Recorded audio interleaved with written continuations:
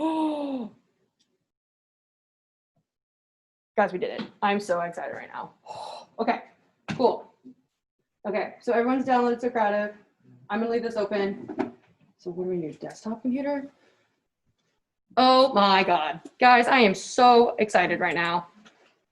Okay, cool. So this is our little setup for today. I'm gonna turn off my camera because I don't need to see myself. You guys don't need to see me, I'm right here. This is the way that I still have a virtual classroom up. It's recording right now. And this is how we're gonna take notes. If you have a big issue with this, email me after class. Don't email now because it'll pop up right there. But I think there are days where we do have to be online in the later part of the semester, and this is probably how we'll do it too on Zoom. And this way is a lot easier.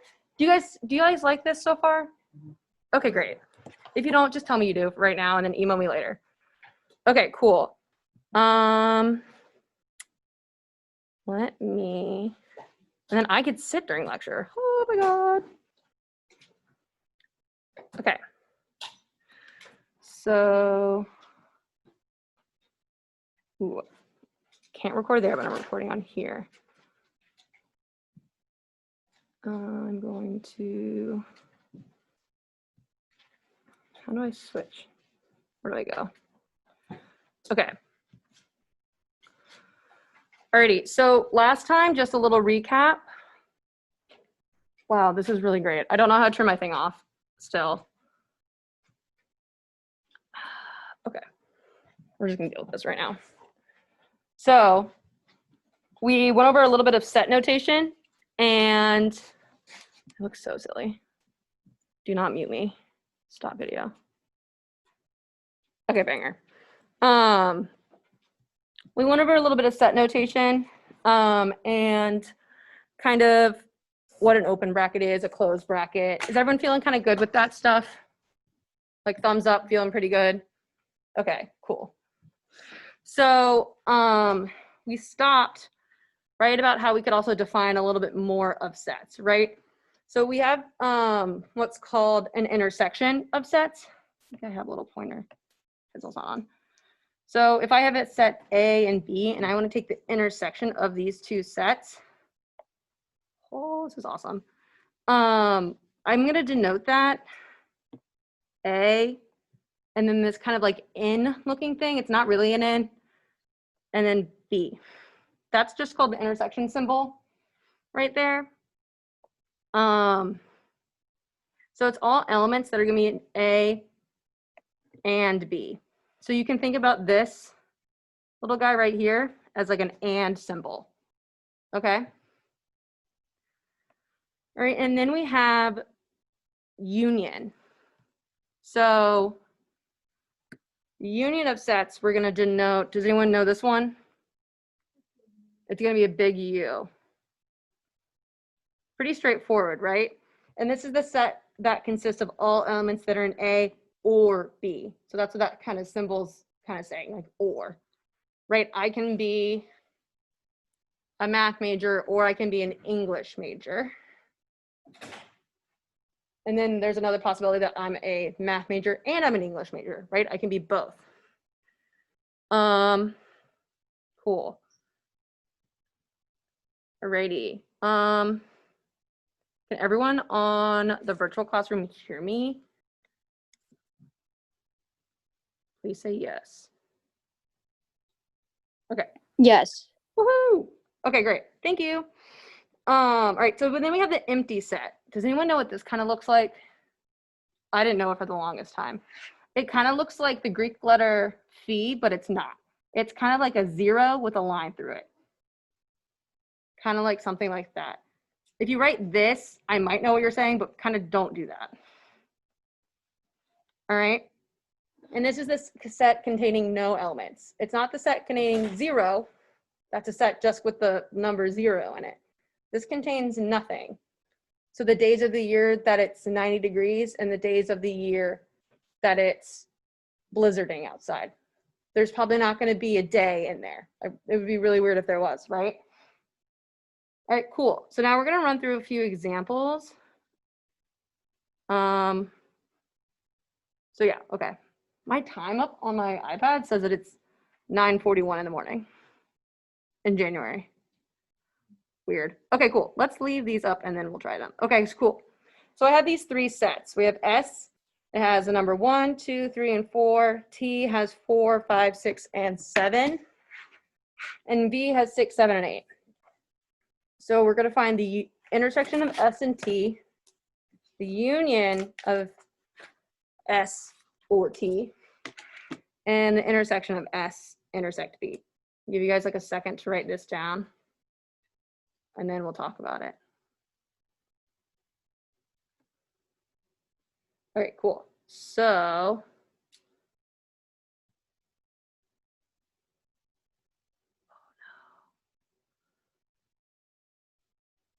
something just failed. Okay, cool. So when I'm looking at S intersection T, I want all the numbers that are going to be in S and B. So they need to be in both. So we're going to draw our squiggle. Actually has a better name than that. So is 1 going to be in this set? No, probably not. Probably neither is 2 and 3, but I can see that 4 and 5 are in both. So I'm going to add that to my set. And then, oh, I have no more numbers in S, but I have 2 more numbers in T, but those can't be in the intersection because they're not in S. Does that make sense? Yeah. Okay, cool. Thank you so much. I really love the feedback. I truly do.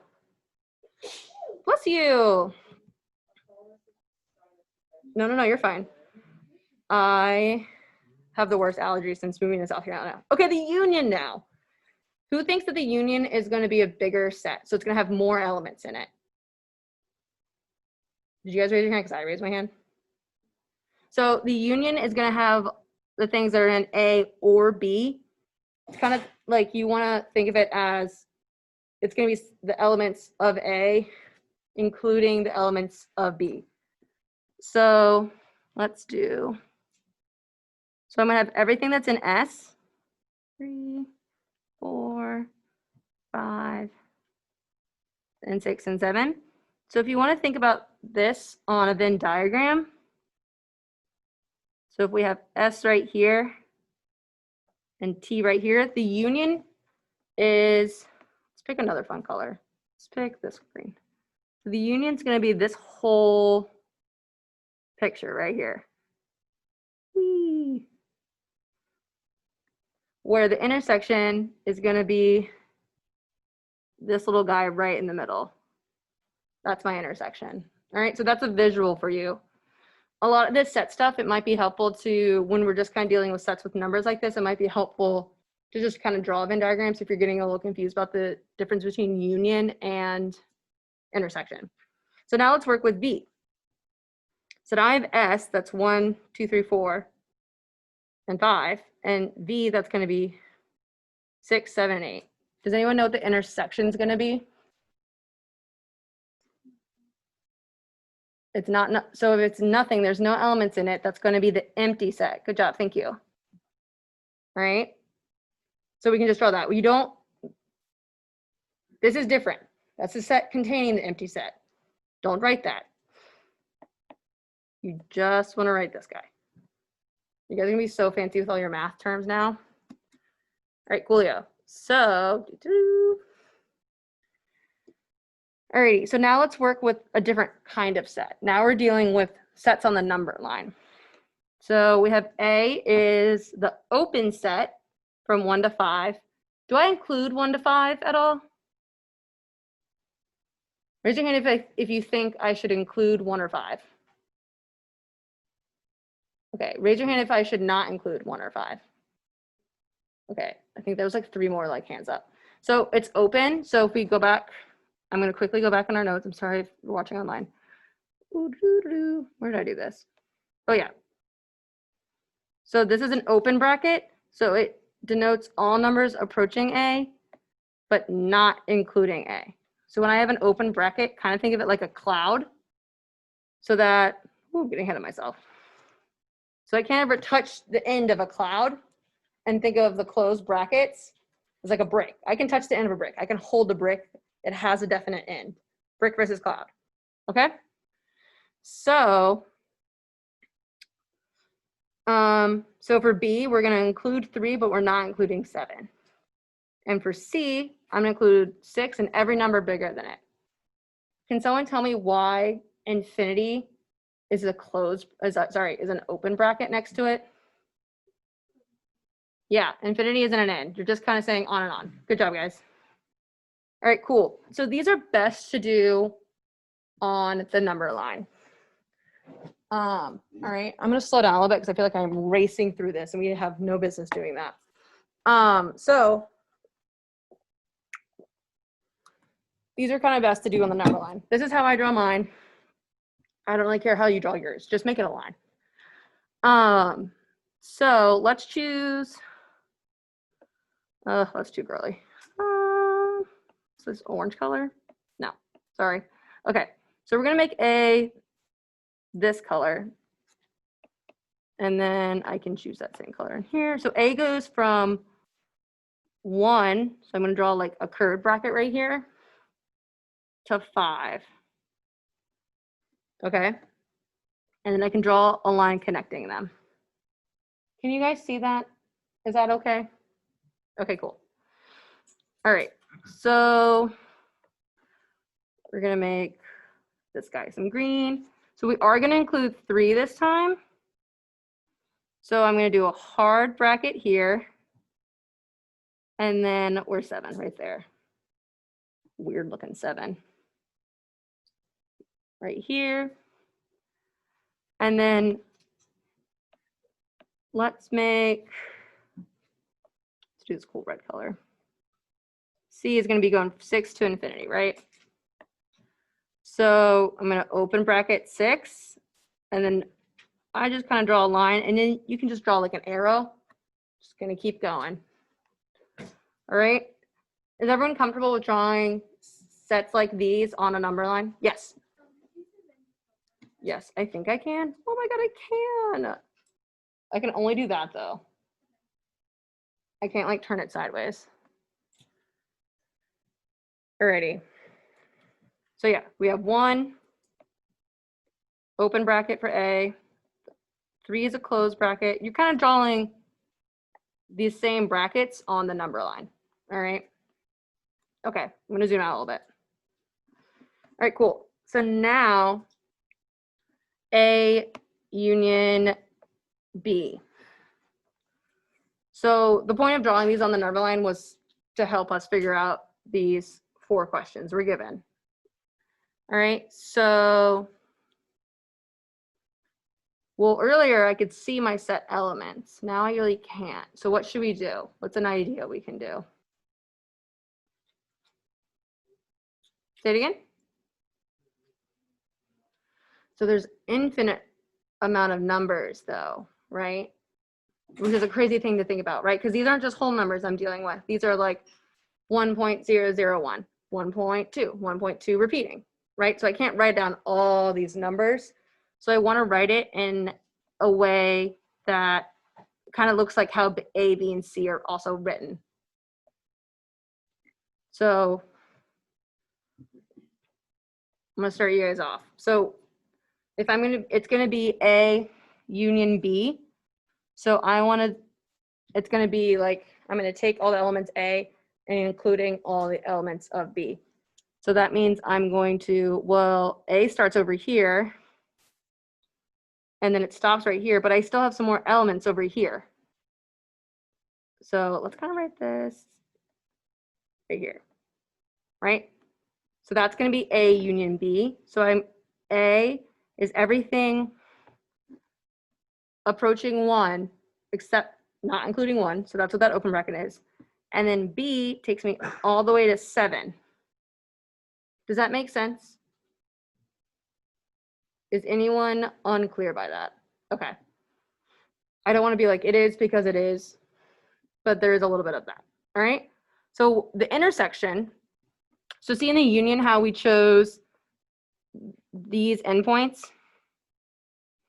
What do you think the intersection is going to look like? if union included these guys, since this was the smallest number and the biggest number, what do you think intersection is going to look like? Someone want to raise their hand and tell me? Yes.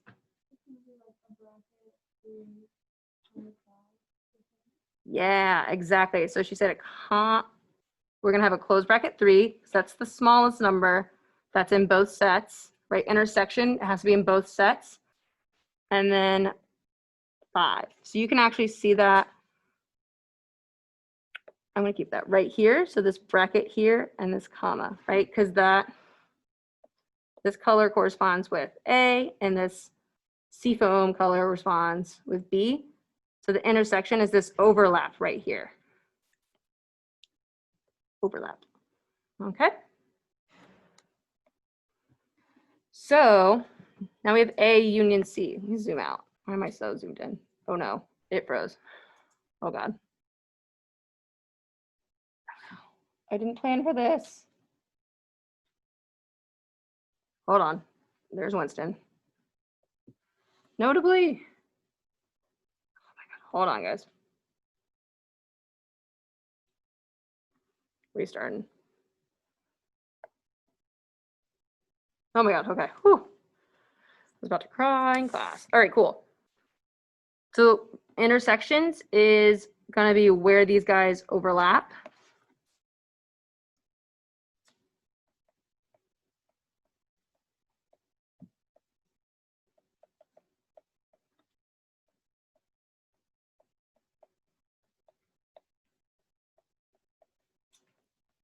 Oh, do I have space? Yes. Great job. Okay. So it's where they overlap. All right. So now let's look at, let's see. We don't need these. Oh no.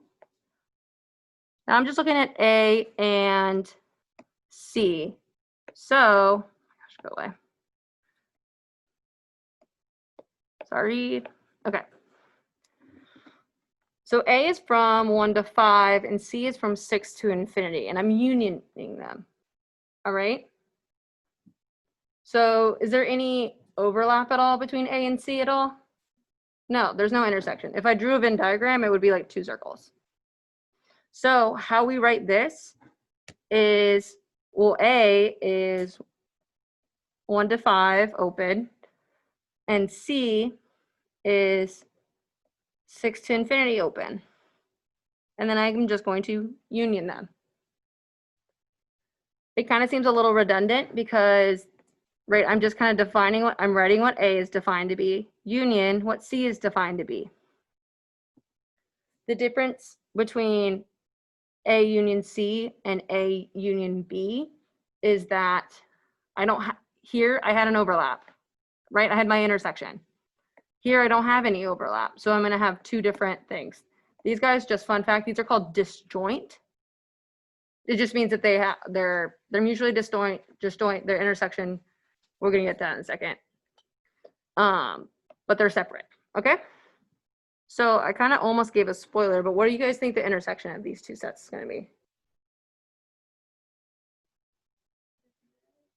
It's not 0. It's the empty set, right? Because 0 is a number on our number line. So it's going to be the empty set. I really don't want you guys to write down 0, because that would be if it just included this little point right here, but it doesn't. It includes nothing. There's no overlap. Oh no, what do you mean something quitted? Okay. So, coolio. 1 minuto.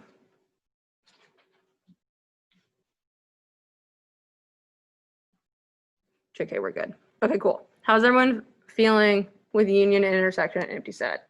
We vibing? Okay, cool. All right, now we're gonna move on to something else.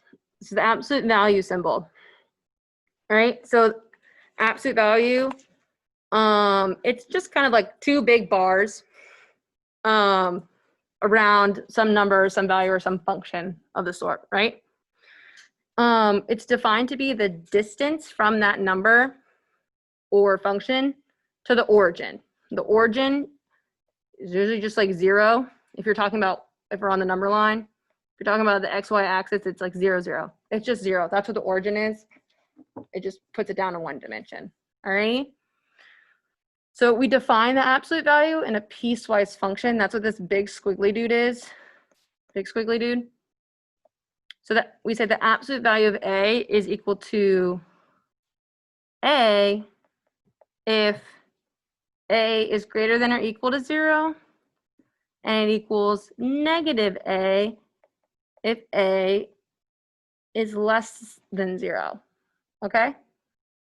So if it's a positive number, it's going to give me that number back out. If it's a negative number, it's negate that negative, giving me another positive number. So all I'm going to have right there is it's going to give me A, and then it's going to spit out the positive number. So that's usually the distance of a number to the origin, right? -3 is 3 away from the origin. All right? So we have some fun properties about absolute value. I'll give you guys some time to write. Also, water breaks.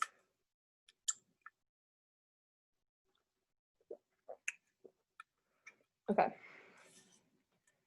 Oopsie, that's not today. How are we doing? Okay, cool. So we have some fun properties about the absolute value. So it's always, kind of already said this, it's always going to spit out a positive number. That's what we mean that it's greater than or equal to 0. Usually when something is stated to be greater than or equal to 0, it talks about the case of when it's 0. When's the absolute value of something going to be 0? At 0, right? 0 is 0 away from itself. It's kind of fun. All right. So property 2 is that the absolute value of A times B is going to be the absolute value of A times the absolute value of B. Basically, I can just like split them up. I can pull them apart an absolute value and everything's fine. That's not always true, but it is in this case. All right. So then 3, lost where I was. It's going to work the same thing with division. Division, just some fancy multiplication. So the absolute value of A divided by B is going to be the absolute value of A divided by the absolute value of B. The important part here is that these are all equal. In a hot sec, we'll talk about when things aren't equal in absolute value. All right. And then if I have a negative number, I can kind of do what this did right here. It said that I could pull these apart. So then I would have this negative, could kind of be like a -1 times negative A. Well, that's just going to give me A, right? So if I have a negative in here, it's just going to take it away and it's going to be the same if I didn't have a negative, okay? Any questions so far? Am I going a little too fast? Okay, okay. Mixed results. I'll slow down a little bit. I talk fast and I mumble, so it might be a me issue. Okay, let's keep these properties up while we work on this. So the absolute value of A stops behaving nicely with addition. That's what this little symbol means, with. The reason I say this is the absolute value of A plus B is not the same as the absolute value of A plus the absolute value of B. So,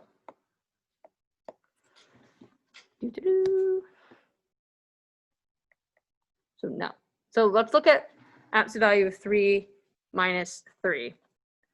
Well, if I evaluate the inside first, 3 minus 3 is just 0, right? Well, we already just said that the absolute value of 0 is just going to be 0. But absolute value of 3 plus negative absolute value of 3, I kind of just attached that negative to the 3, and then it was like adding a negative. Is everyone okay with that? Gucci. Alrighty. Well, then I know from property 4 that I can write this absolute value of -3 as the absolute value of 3 plus 3. Well, those are both positive, so the absolute value is going to spit out their positive numbers, and I get 6. Yes. Where's the negative? Wait. This negative? So we have this property right here, right? If I put a negative sign and the absolute value, it kind of absorbs it and puts it away. Absolute value signs is only going to give you a positive number. So if we think about, this is a really good question, thank you. If we think about on a number line, boop. So here's 0, right? 1, 2, can I count to 3? 2, 3. Here's 3, and here's 1, 2, and here's -3. Absolute value is a distance. So it's measuring the distance from the origin. If you tell me you went to -30 miles today, I'm not going to know what you meant. Distance is always distance from the origin is calculated to be a positive number. So this is 3 units away, and this is also 3 units away. Kind of the same reason that on a ruler you don't have -1 inch, -3 inch. Kind of think about that. Left and right in absolute value terms are kind of the same thing, right? I'm still going to be 3 units away, even if I'm positive or negative. Does that clarify any confusion? All right, perfect, beautiful. I love that. Good question. All right, cool. Where am I? Okay, yeah. So that's why this is not true. This is actually called, it's supposed to look like, why am I in blue still? There we go. Like this, right? This is an inequality. It's actually a famous inequality called the triangle inequality, which you guys will not have to know about, just a fun fact. Okay, cool. So a new definition. We define distance between A and B to be the absolute value of A minus B. And we denote that as D parentheses, I literally forgot what that was called for a second. A comma B parentheses. And it's the same thing, A minus B. All right. So if I want to find the distance between 100 and 50, I'm going to subtract 100 minus 50 and take the absolute value. All right. The neat thing about this is it doesn't matter which A and B is. What if I get -50 out instead of 50? Absolute value will give me a positive number. That's the cool thing about it. It gives me pure distance. Not if I start at one point and go to another, it might be negative or positive. Okay. All right, so let's do a fun example. Doesn't everyone love examples? Okay, so now we're gonna find the distance between -3 and 5, right?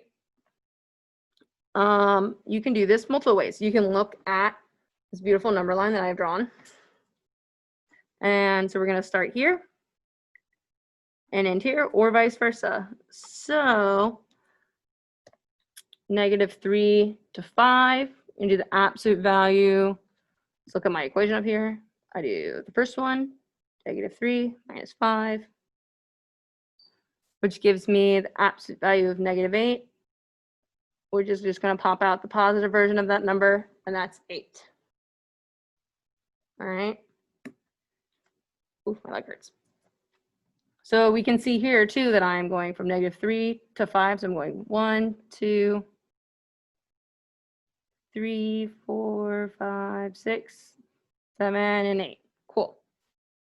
Doing a little visual representation always helps. Drawing stuff a lot in math. Probably like the first place you should start is to draw a picture. In a lot of my classes, I struggle sometimes with homework and understanding things.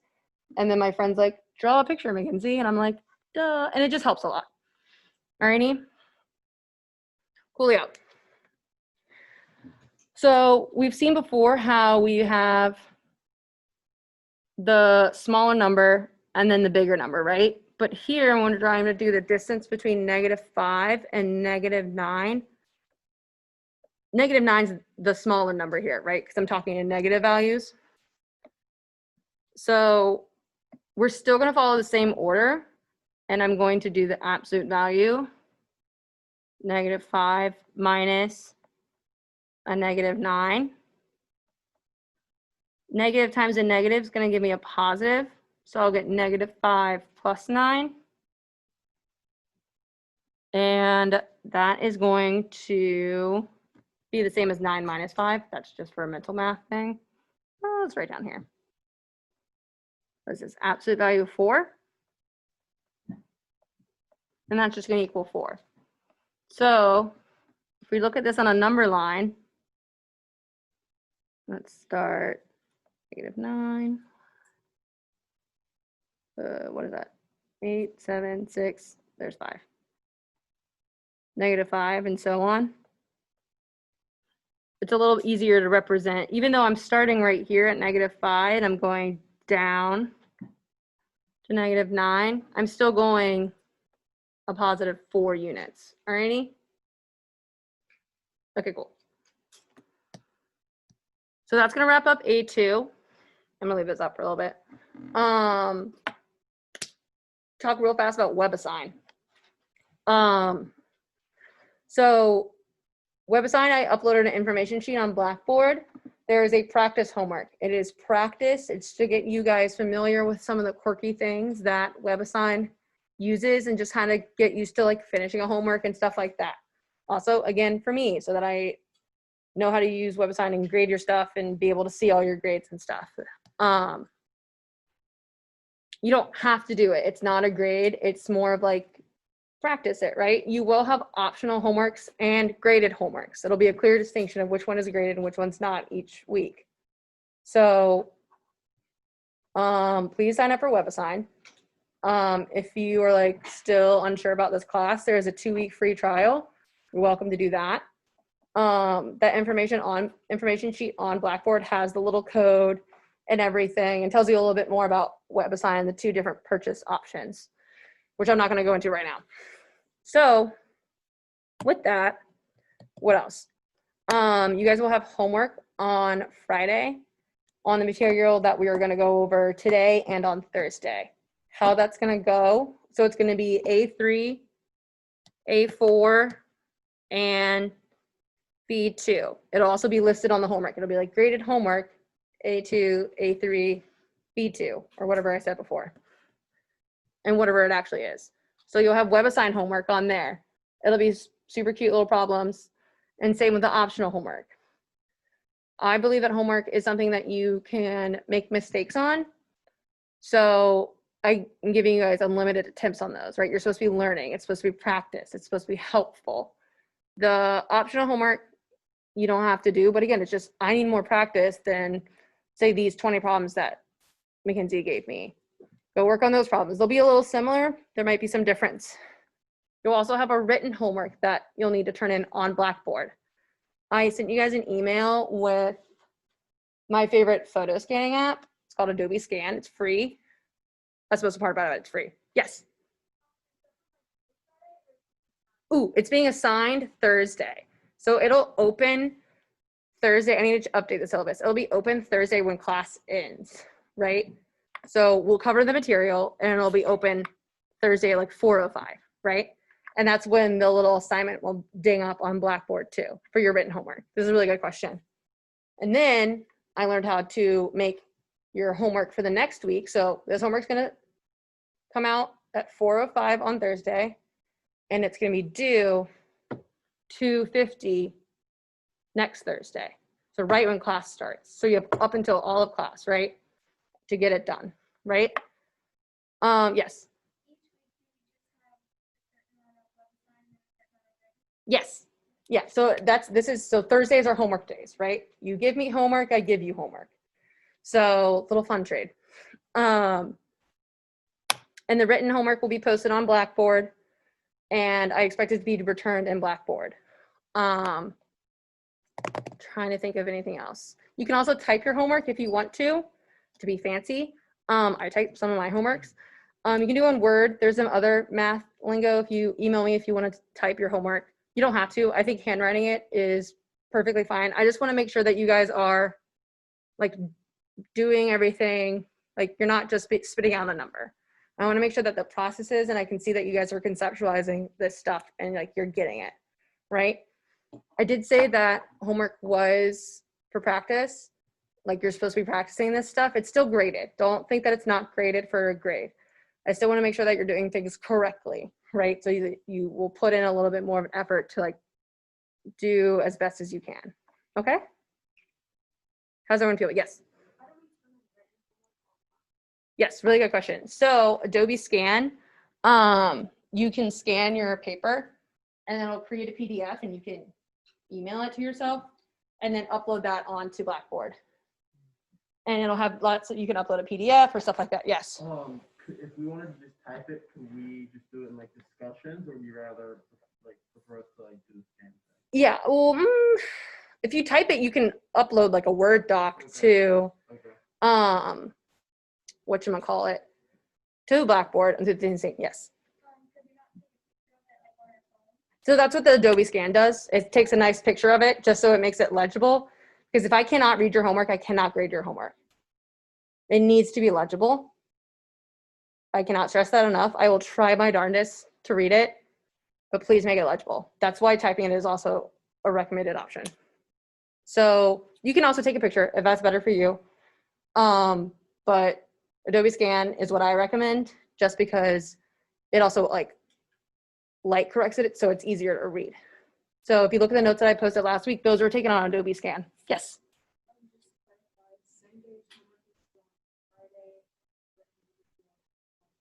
Sorry, that was confusing. I might have said Friday on accident. All the homework is going to be posted at the same time and collected at the same time, right? So 250s on next Thursday, your first homework will be due to me, right? So the problems on WebAssign Cengage will close or be deemed late after that. And then Blackboard also, that's when they need to be due at 250.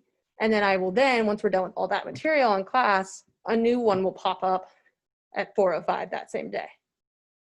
So there's like a fun hour 15 where you don't have homework, but you spend time with me. Okay, those were all awesome questions. How are we feeling? Okay, great, coolio. We're on time. It still says it's 9:40, 3:30. I should write out those times more. Okay, coolio. So now we're gonna move on to section 4.3, integer exponents. I love this section.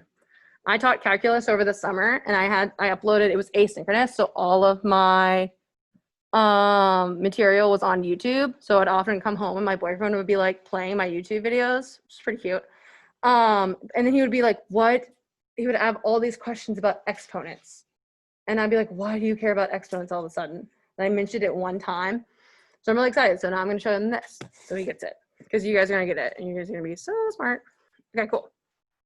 So integer exponents. An integer is just a whole number, right? 1, 2, 2.5, not an integer. So we're just talking about whole numbers right now. Okay. So if we let A be, this means an element of, and then this double bar R, that is just the real numbers. So A is a real number and N is an integer. The integers are represented by this double bar Z. I don't know why. I'm gonna Google it, so maybe I'll give you guys a cool answer. Let me zoom in a little bit. Doo-doo-doo. That was nothing. And it's gonna be positive too. We're gonna deal with negative exponents in a hot sec, but right now we're just dealing with these, alrighty? So when I talk about A raised to the N, A, I refer to as my base element. All right, N is my exponent,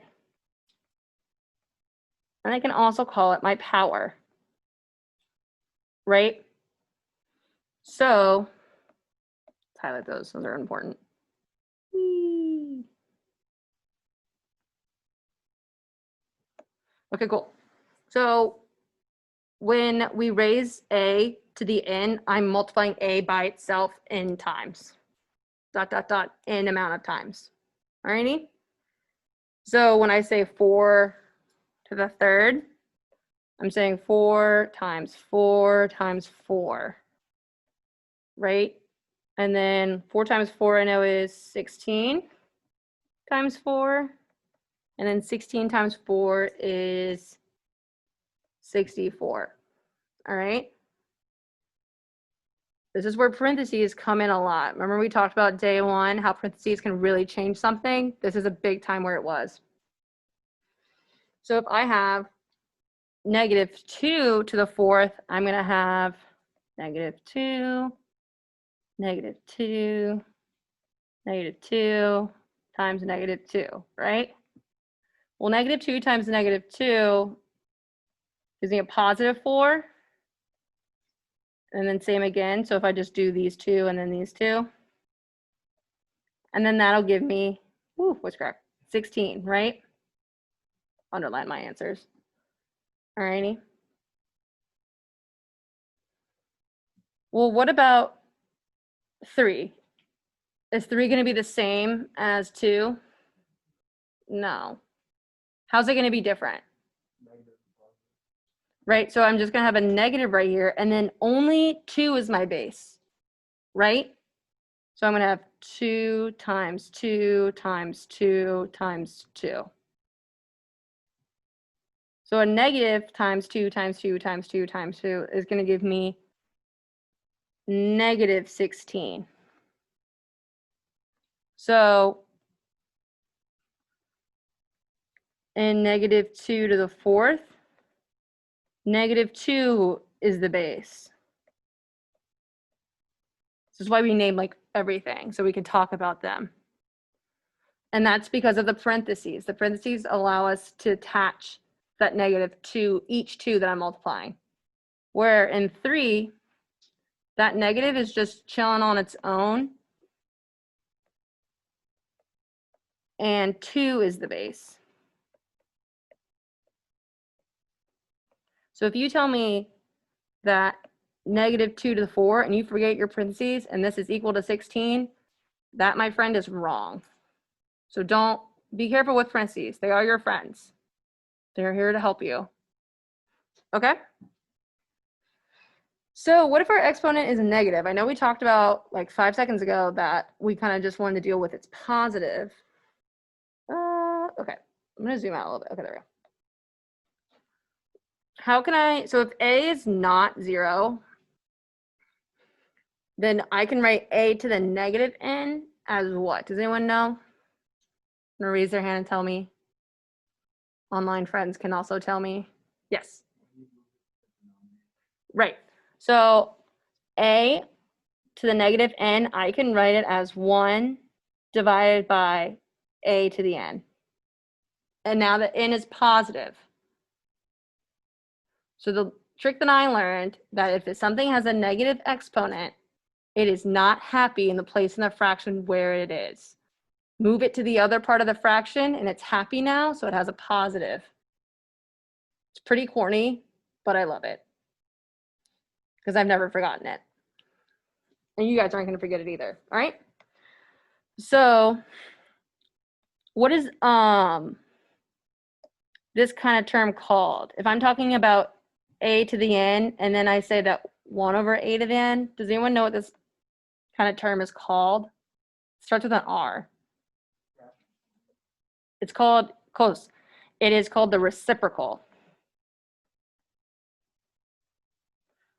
So when we talked about on Thursday about dividing fractions, you multiply, you keep multiply, what is it? I forget. Yeah, keep, change, flip.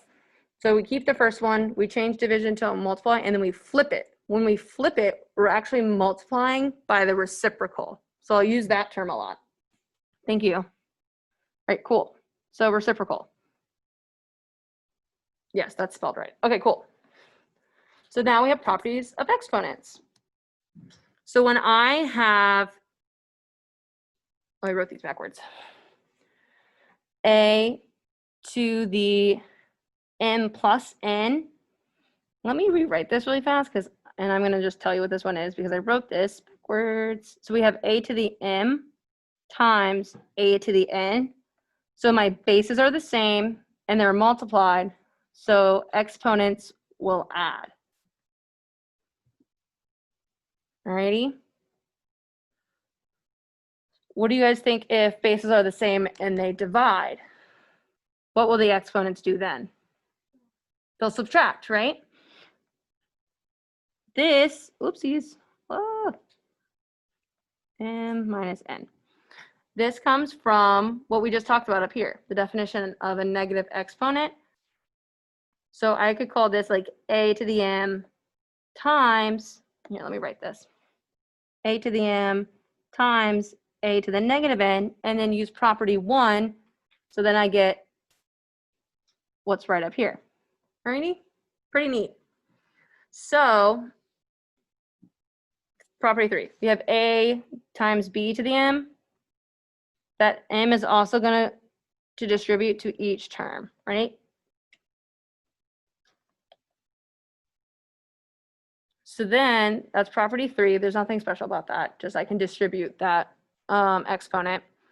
Property 4, careful. This one gets confused a lot. This is parentheses. This is like a to the m parentheses to the n. This is not the same as a to the m to the n. That's different. This is going to be a to the m times n. Right here, m is raised to the nth power. Here, m is multiplied by n. Is everyone okay with that difference? Okay, cool. And then similar to 3, 5, I can write the division gets the same distribution as multiplication for the same reasons, really. Okay? So anything raised to the 0th power is what? Can someone tell me? Raise your hand, tell me. Let's go over here. Yeah. Do you guys know why? My friend that I was majored in math with, she's an actuary now, texted me about this on Saturday, and then I saw it was in our notes, and I thought it was really funny. If you think about, like, we know that 3 squared is 9, right? Well, if I divide this each term by 3, I get 3 to the 1st power. Well, that's just 3, right? If I then divide again by 3, I get 3 to the 0th power. Well, 3 divided by 3 on this side is 1. Fun fact. Don't need to know that, but that's why. Okay.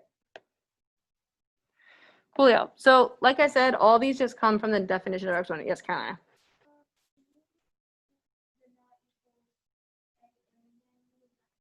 Yeah, so when I'm saying, can I add a page? No, I can't. Okay, let me zoom in. Swoop.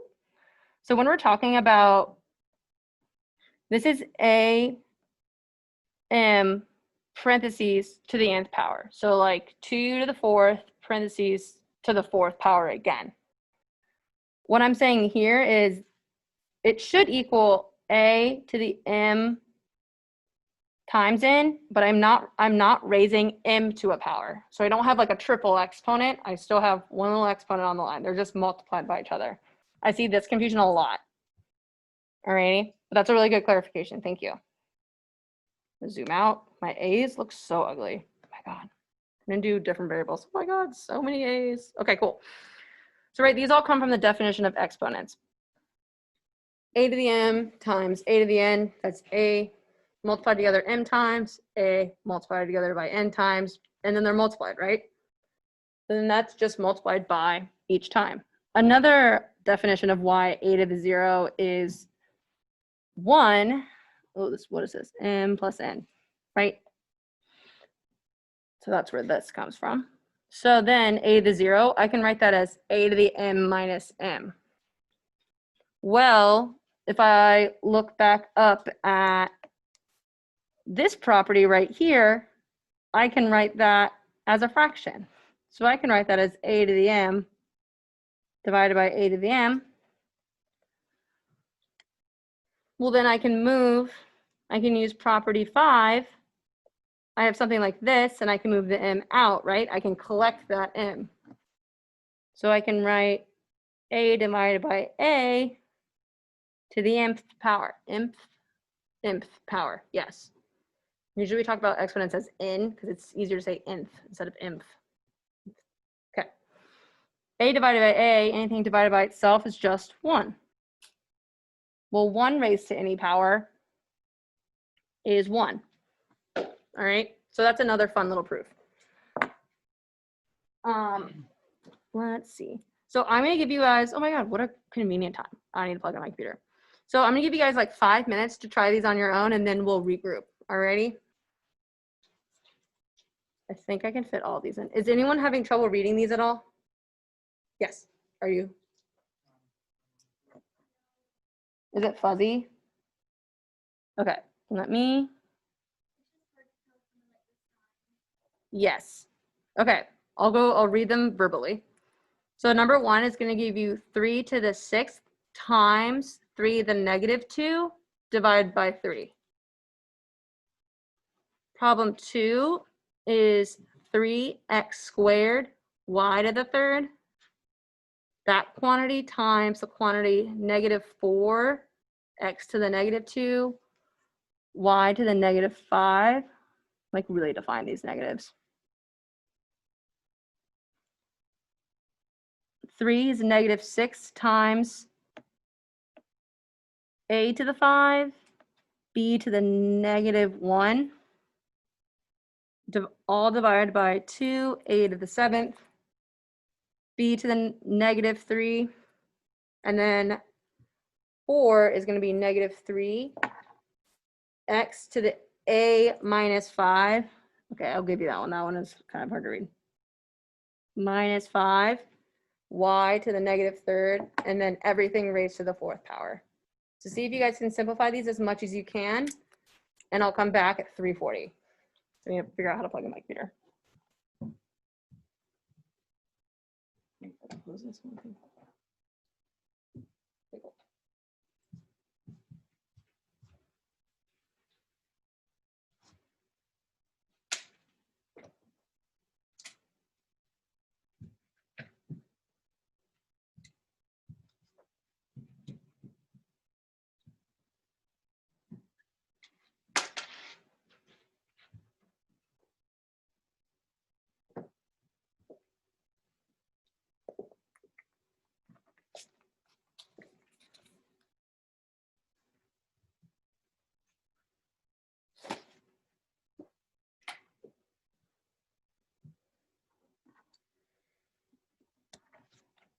Oh, here we're fine.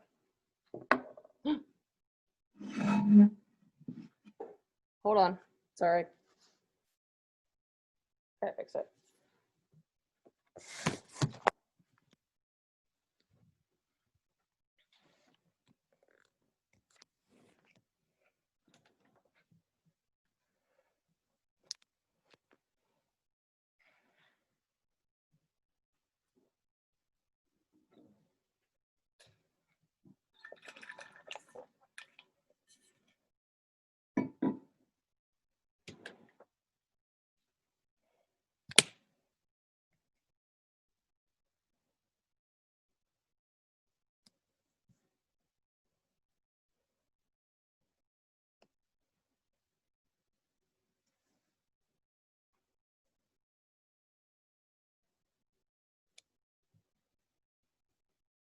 Is everyone okay if I zoom this out a little bit? Okay.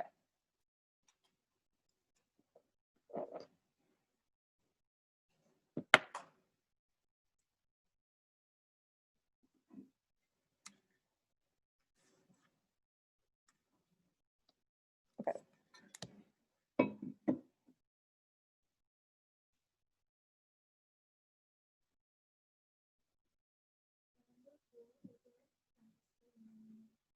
Oh, it's an A. That is a good question. I'm going to rewrite this really fast.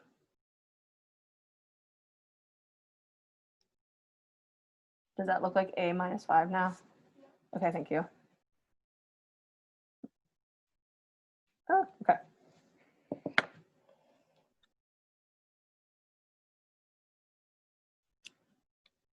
I know I didn't give you guys a lot of time, but try your best. Ooh.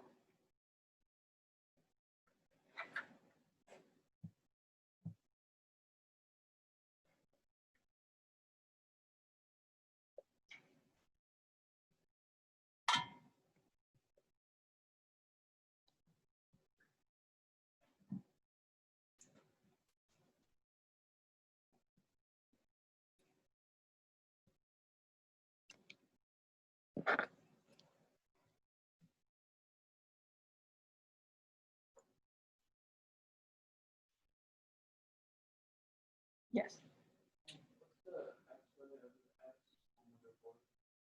A minus 5.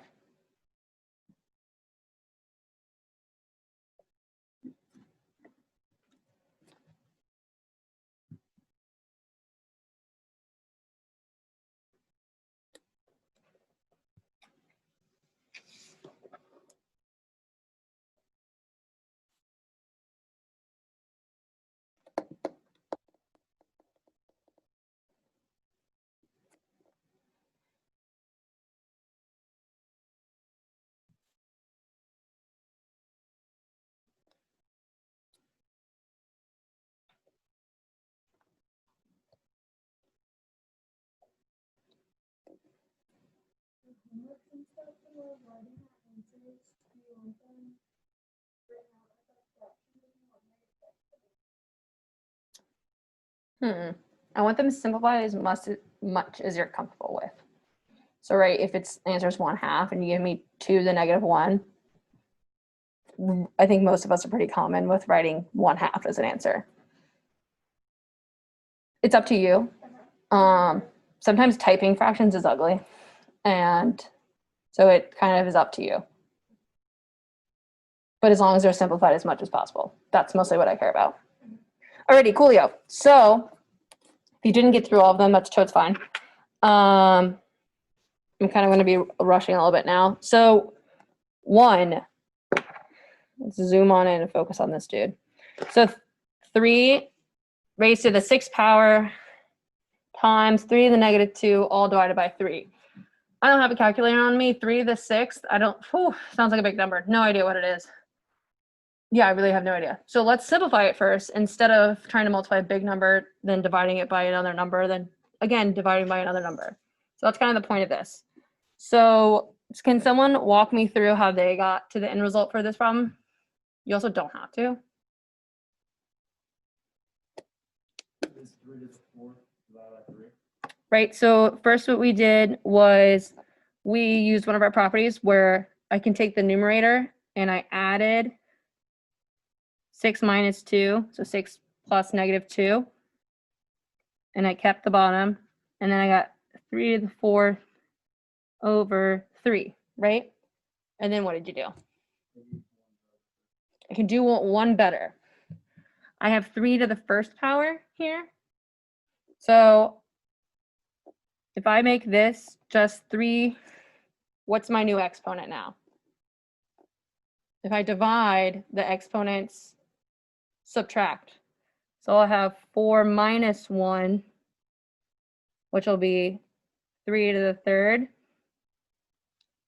which that's pretty simplified. That's as far as I can get. 3 to the 3rd is going to be 27. We can box that answer. I usually like to underline or box my answers just so I can clearly identify them later when I'm going through my answers and my notes. Alrighty? Is anyone confused about any of this that we just did? Okay, coolio.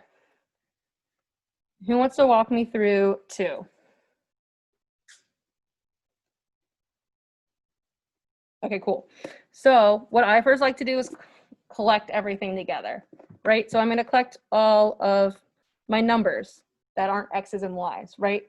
So I'm going to have 3, these are all multiplied, times the negative 4, right?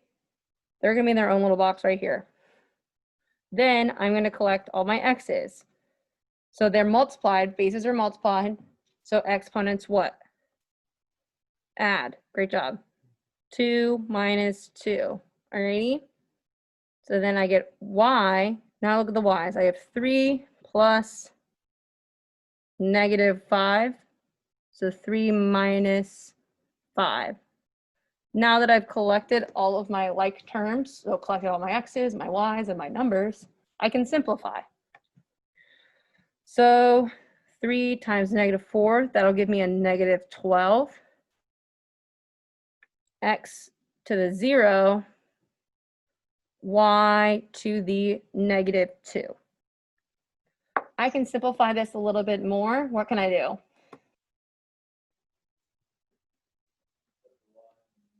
I can, awesome. And I can also make that x into a 1. It kind of just disappears, right? Anything times 1 is just itself again. And that's how we get to this end result of -12 divided by y over 2. I usually like positive exponents, kind of going back to what we talked about earlier, but if we should write things as negative exponents, I usually write negative things. I don't like them. Let's keep them positive. So let's keep everything as positive as possible. That -12 though, I can't make him positive at all. Ready? Any comments, questions, concerns? Yes. So if you're just saying like x itself, like if I wrote x right here, yes. Why is that wrong? Right, so that's x to the first power. If something just like exists, so if there's an x right here, that would be x to the first power, not x to the 0th power. So there's a difference there. That's a really good question. Middle right here.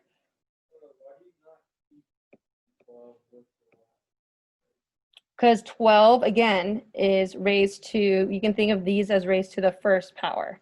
Only y is raised to the -2 power. Remember we talked about bases and the difference between if I had -2 in parentheses versus negative and then 2 raised to a power? That's the difference right there. This -12 is chilling on its own. Only y is raised to the -2 power. Okay? It's a really good question. Caleb?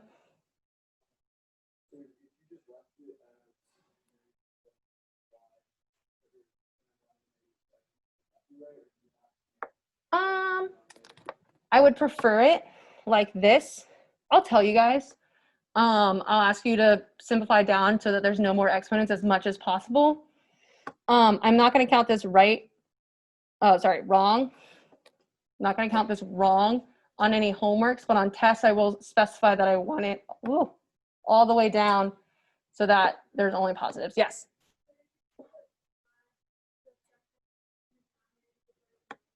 Yes. It's a blah. That's making me stutter. That's exactly what I did. You guys are asking a lot of really good questions. And also asking questions means you're paying attention. Woohoo! Okay, cool. If we don't get through the rest of these examples, I'm going to post the answers online. And if you have any questions, let me know because class is going to end in, class end at 4:05? Yeah, coolio. So we're going to start our exit slip at 4. And everyone has Socrative, so we're not going to be confused by that. Okay, cool. So -6, a to the 5th, b to the -1. Now we have a division. So we have kind of lots of ways we can go about this. I don't like fractions. They take up way too much room when I have to write. I have to take up 2 lines. It's too much. I like to make things into one neat line. So I know that kind of makes things look like this instead of this, but that's just until we're done simplifying. Alrighty? So what is -6 divided by 2? -3, right? So then I'm going to have a to the 5th minus 7, since I'm dividing. Exponents subtract. And then, where am I? There I am. B is going to be -1 minus, careful, there's already a -3 here.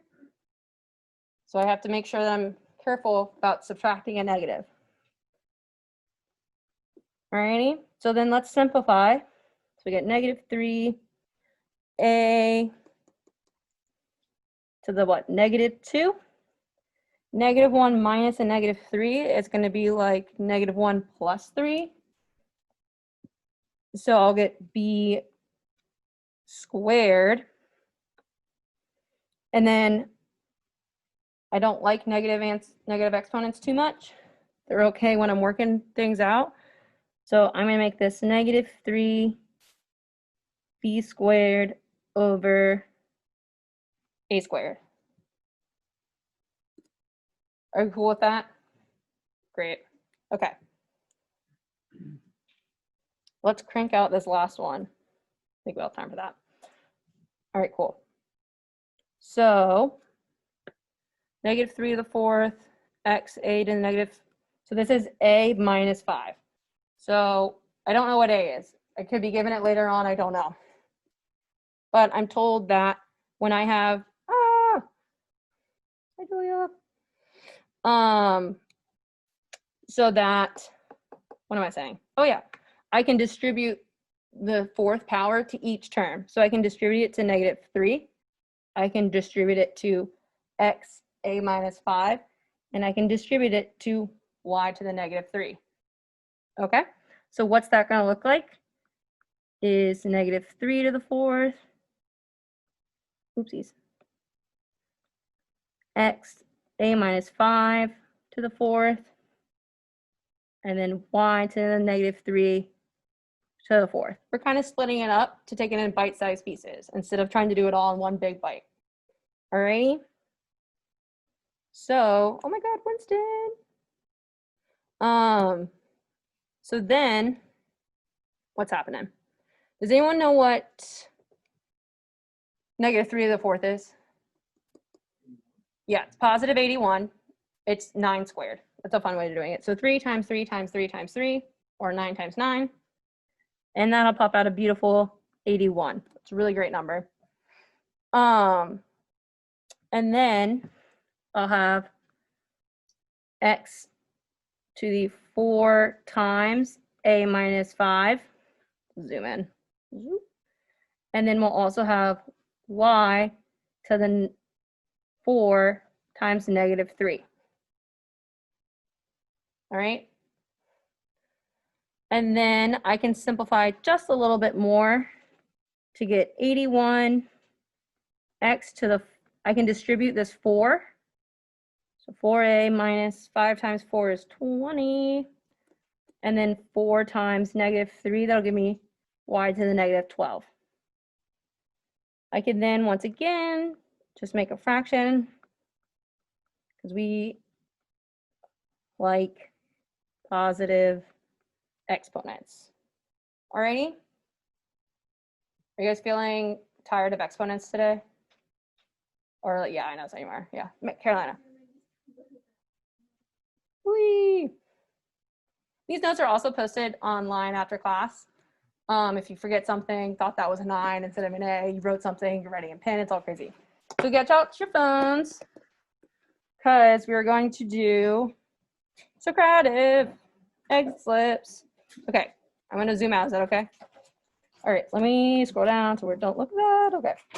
All right, cool. Ooh, hope someone didn't just leave. All right, cool. Oh, you can't see this at all. I really like this color. You can't read it? Okay, cool. So your exit slips on Socrative. What should be our teacher question of the day? Caleb. Oh, do you not know? Okay. So real quick, if you guys came in late, don't do that. Socrative is how we are going to do, let me finish this. Okay. Export, hold on. Hold on. Okay, cool. So, coolio. So, hold on one second. Okay, cool. So, Socrative is our fun little app where you can't see this. We'll do our exit slips, and also so I can keep track of you guys, make sure you're in here. This is what my app looks like. It's an app, and also if you, for some reason, your phone dies and you have your laptop on you, it's also a website. So, heads up on that, right? So, our little thing up here, our room is black with all capital letters and then 943. I tried to change it to something cool. It wouldn't let me. And then, so I'm going to enable the exit slip. And then I'm just going to leave the number up. I don't want you guys to see each other's. So it's going to ask you, how did you feel about today? you guys can leave me comments about, I didn't really like class today. It's really slow. It was really fast or something like that. Do erasers not exist? Okay, there it is. And then it has a teacher question. This is just so that I know that you guys are actually here and not like, I don't know, doing something else. So our teacher question today is going to be, what should it be? Oh, I thought I had, and I didn't. Ding.